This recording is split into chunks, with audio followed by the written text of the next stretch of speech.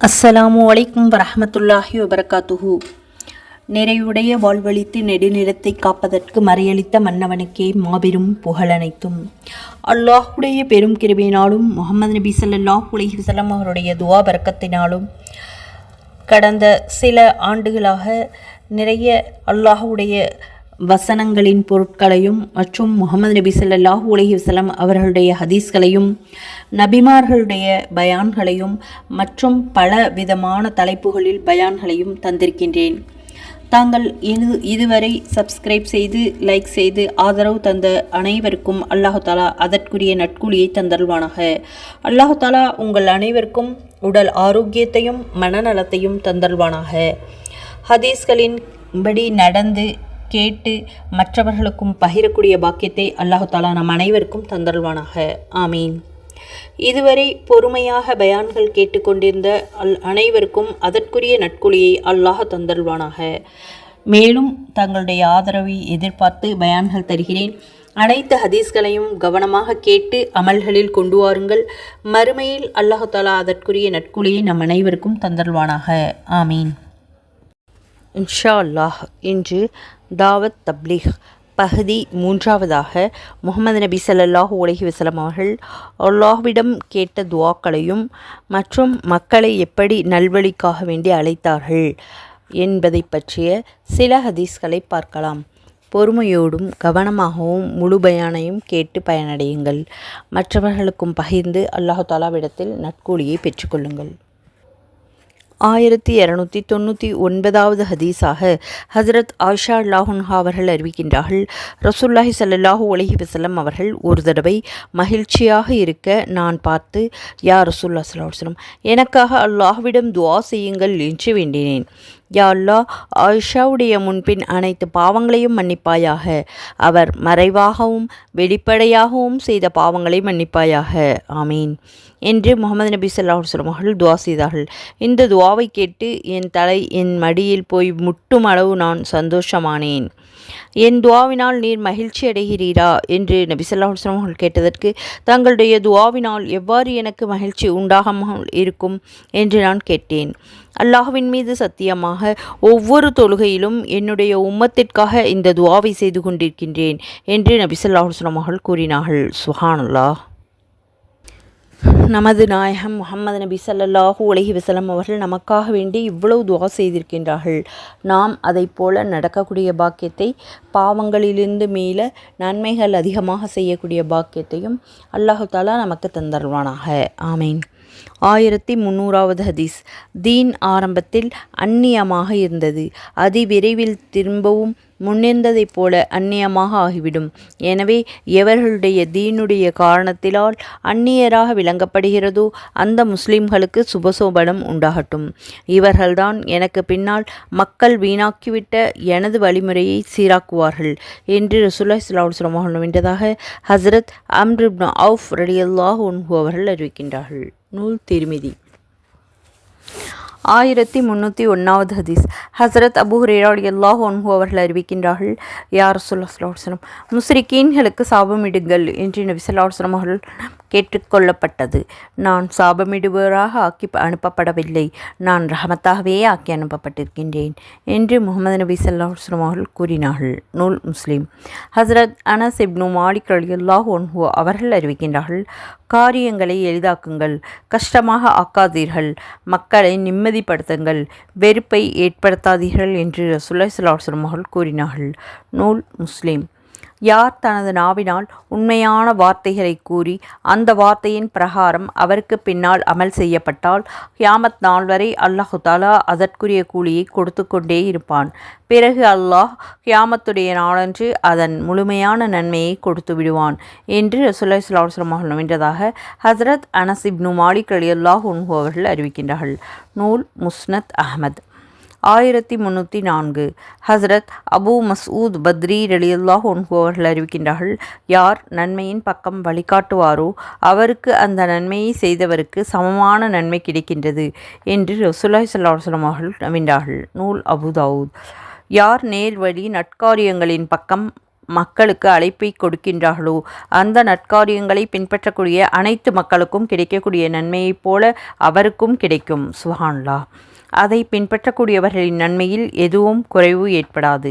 இவ்விதமே தவறான காரியங்களின் பக்கம் யார் அழைப்பானோ அந்த தவறான காரியத்தை பின்பற்றியவர்கள் அனைவருக்கும் கிடைப்பதைப் போன்ற பாவம் அவனுக்கு கிடைக்கும்.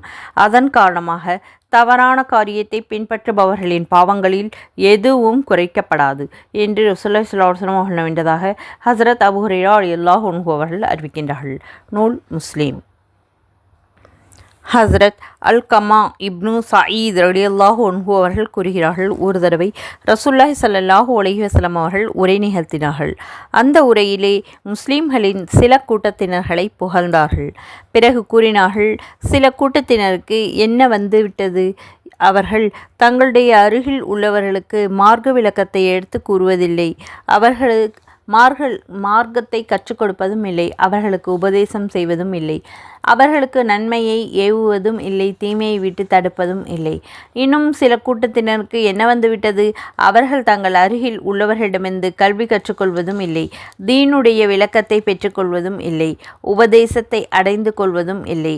அல்லாஹ்வின் மீது சத்தியமாக இந்த மக்கள் தங்களின் அருகில் உள்ளவர்களுக்கு கல்வி கற்றுக் கொடுக்கவும், அவர்களிடம் தீனுடைய விளக்கத்தை உண்டு பண்ணவும், அவர்களுக்கு உபதேசம் செய்யவும், அவர்களுக்கு நல்ல விஷயங்களை ஏவவும், தீய காரியங்களை விட்டு தடுக்கவும், மற்ற மக்கள் தங்களின் அருகில் உள்ளவர்களிடமிருந்து தீனை கற்றுக்கொள்ளவும், அவர்களிடமிருந்து தீனுடைய விளக்கத்தை பெற்றுக்கொள்ளவும், அவர்களுடைய உபதேசத்தை ஏற்றுக்கொள்ளவும்.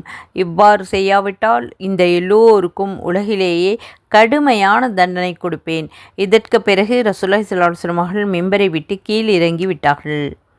ரசூலுல்லாஹி ஸல்லல்லாஹு அலைஹி வஸல்லம் அவர்கள் எந்த கூட்டத்தினரை பற்றி பேசினார்கள் என்று மக்கள் தங்களுக்குள் பேசிக்கொண்டார்கள். அஷ்அரி கூட்டத்தாரை பற்றித்தான் கூறினார்கள். அவர்கள் கல்வி அறிவுள்ளவர்களாக இருக்கின்றார்கள்.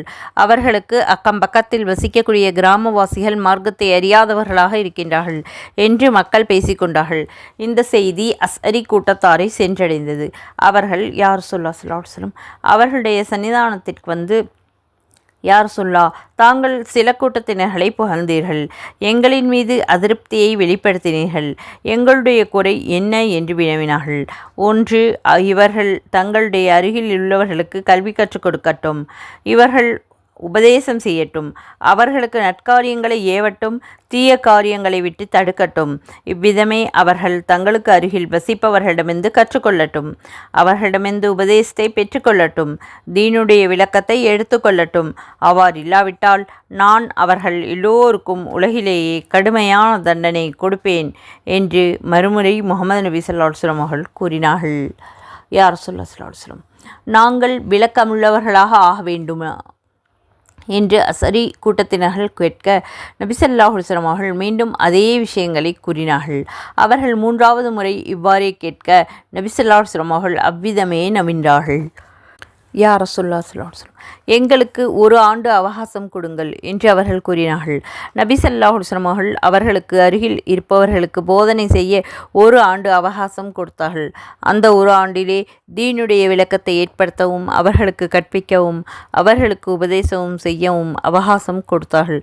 பிறகு ரசூலுல்லாஹி ஸல்லல்லாஹு அலைஹி வஸல்லம் அவர்கள் குர்ஆனில் உள்ள ஒரு ஆயத்தை ஓதி காட்டினார்கள்.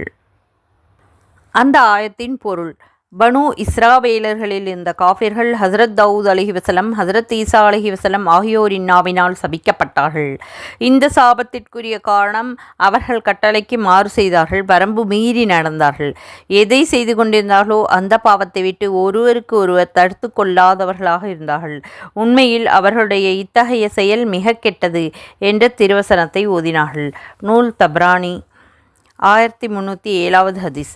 கியாமத்துடைய நாளன்று ஒரு மனிதனை கொண்டு வரப்படும், அவனை நரகிலே வீசப்படும். அதனால் அவனுடைய குடல்கள் வெளியே வந்துவிடும்.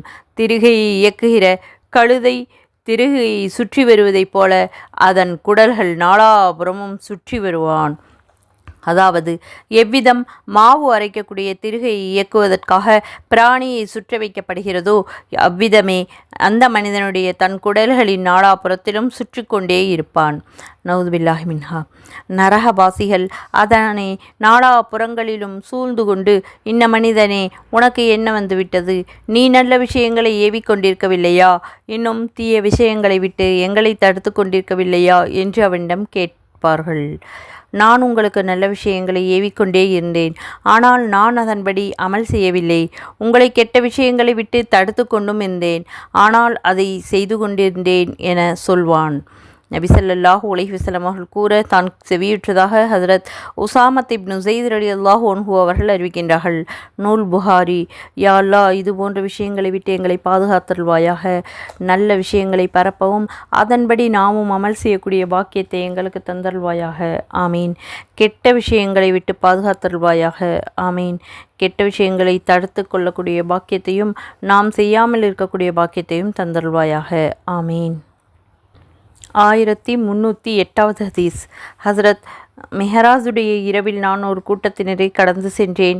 அவர்களுடைய உதடுகள் நரக நெருப்புகளாலான கத்திரிக்கோள்களால் வெட்டப்பட்டு கொண்டிருந்தன. நான் ஜிப்ரீல் அலைஹிவஸல்லம் அவர்களிடம், இவர்கள் யார் என்று கேட்டேன். இவர்கள் உபதேசிகள். இவர்கள் மற்றவர்களுக்கு நன்மை செய்ய ஏவிக்கொண்டிருந்தார்கள். அவர்கள் தங்களை மறந்தவர்களாக இருந்தார்கள், அதாவது தாங்கள் அமல் செய்யாமல் இருந்தார்கள். இவர்கள் அல்லாஹு தாலாவுடைய வேதத்தை ஓதி வந்தார்கள். இவர்கள் விளங்கி இருக்க வேண்டாம். ஹசரத் ஜிப்ரீல் அலைஹிவஸல்லம் அவர்கள் கூறியதாக நபி ஸல்லல்லாஹு அலைஹி வஸல்லம் அவர்களிடம் என்றார்கள் என ஹசரத் அனஸ் இப்னு மாலிக் ரலியல்லாஹு அன்ஹு அவர்கள் அறிவிக்கின்றார்கள். நூல் முஸ்னத் அஹ்மத். அல்ஹம்துலில்லாஹ். தீனை எவ்வாறு பரப்ப வேண்டும், அதன் மூலம் என்னென்ன நன்மைகள் கிடைக்கும், தீனுடைய விஷயத்தை பிறருக்கு சொல்லாமல் விட்டால் அதனால் என்ன பாவங்கள் கிடைக்கும் என்பதை பற்றி சில ஹதீஸ்களை நாம் இந்த பயானில் பார்த்தோம். தொடர்ந்து அல்லாஹுடைய பாதையில் வெளியே சென்றால் என்னென்ன நன்மைகள் கிடைக்கும் என்பதை பற்றி அடுத்த பகுதியில் பார்க்கலாம்.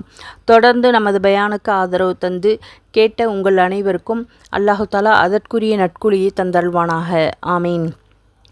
தீனுடைய விஷயங்களை நாம் மற்றும் கற்றுக்கொள்ளாமல் மற்றவர்களுக்கும் கற்றுக் கொடுக்க வேண்டும். அதிகமாக தீனை கற்றுக்கொள்ள முயற்சி செய்ய வேண்டும். உலக விஷயங்களை விட்டு அல்லாஹ் தஆலா நம் அனைவரையும் பாதுகாத்தல்வானாக. ஆமீன். தீனுடைய விஷயங்களையும் முஹம்மது நபி ஸல்லல்லாஹு அலைஹி வஸல்லம் அவர்களுடைய சுன்னத்தான ஒவ்வொரு ஹதீஸ்களையும் கேட்டு கற்று திரும்ப திரும்ப அதை போட்டு கேட்டு அதன்படி அமல் செய்யக்கூடிய பாக்கியத்தை அல்லாஹ் தஆலா நம் அனைவருக்கும் தந்தல்வானாக. ஆமீன். நம் குழந்தைகளுக்கு தீனுடைய வாழ்க்கையின் முறைப்படி வாழக்கூடிய பாக்கியத்தை தந்தல்வானாக. ஆமீன். ஷைத்தானுடைய தீங்கை விட்டு பாதுகாத்தல்வானாக. ஆமீன். அல்லாஹ் தஆலா நமக்கு உடல் ஆரோக்கியத்தையும் உள்ள நலத்தையும் கைகால் சுகத்தையும் தந்தல்வானாக. ஆமீன். மௌத்தாகும் வரை நல்லபடியாக தொழுகையை நிலைநிறுத்தக்கூடிய பாக்கியத்தை தந்தல்வானாக. ஆமீன். 5 நேர தொழுகைகளை அந்தந்த நேரத்தில் தொழுகக்கூடிய பாக்கியத்தை அல்லாஹ் தஆலா நமக்கு தந்தல்வானாக. ஆமீன். முஹம்மது நபி ஸல்லல்லாஹு அலைஹி வஸல்லம் அவர்களுடைய ஒவ்வொரு சுன்னத்துக்களையும் பேணி நடக்கக்கூடிய பாக்கியத்தை அல்லாஹ் தஆலா நமக்கு தந்தல்வானாக. ஆமீன். நபி ஸல்லல்லாஹு அலைஹி வஸல்லம் அவர்கள் மீது அதிகமாக ஸலவாத் ஓதக்கூடிய பாக்கியத்தை தந்தல்வானாக. ஆமீன். கற்ற கல்வியின்படி அமல் செய்யக்கூடிய பாக்கியத்தை தந்தல்வானாக. ஆமீன். நாம் எந்த அமலை செய்தாலும் பேருக்காகவோ புகழுக்காகவோ செய்யாமல் அல்லாஹுடைய பொருத்தத்தை நாடி செய்யக்கூடியவர்களாக அல்லாஹ் நம்மை ஆக்கி அருள் புரிவானாக. ஆமீன். யா அல்லாஹ், எங்கள் அனைவருக்கும் ஹஜ்ஜை நசீபாக்குவாயாக. ஆமீன். சொர்க்கத்தை வாஜிபாக்கி நரகத்தை ஹராமாக்குவாயாக. ஆமீன்.